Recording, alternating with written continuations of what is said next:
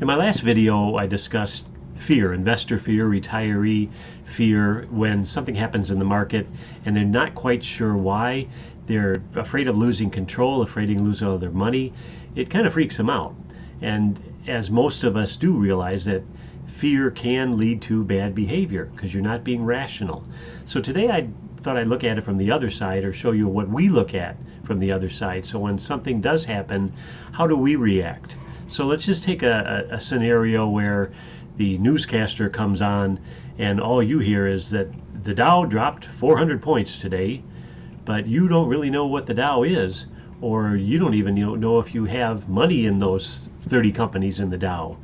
But it sounds really scary and really impressive, keeping in mind that they're paid to sell advertising time, so they want, they're vying for your attention.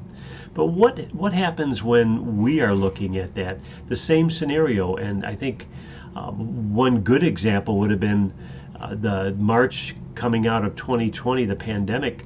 When the market dropped, actually one of the steepest, fastest drops in the history of the S&P 500, to use that as a measurement. So what investors see and hear is just total freak out, total panic. Everything's dropping. They're going to lose all their money. But what we see, first thing we look at is we see the longer picture. So when I see a drop, I'm putting that into perspective of what does that really mean for the life of an investor or for the lifestyle of a retiree. And what we really do then is look at a more granular level. In other words, why? Why did something happen?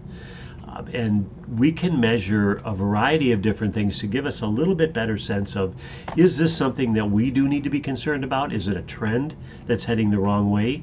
Do we need to react, or do we need to be proactive by getting our people not to react? So some examples, and this isn't all inclusive, but some examples would be, where are we with interest rates? Has the Federal Reserve commented, or are they changing their policy? Inflation levels, are they out of control? What about companies' earnings reports? Are people still spending? Are governments still spending? That drives the wheels of the economy, for instance.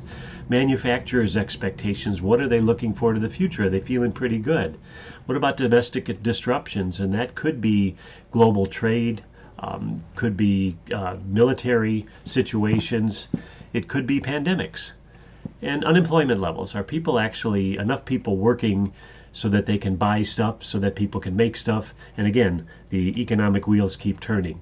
So bottom line for all of this is, when things happen, it's good to know, it's good to understand, it's good to be aware, but it's also good to realize why they happened and what the immediate and long-term impacts might be. Obviously, we can't predict the future, but hopefully with a little education and behavior modification, we can prevent some kind of a disaster based on bad behavior.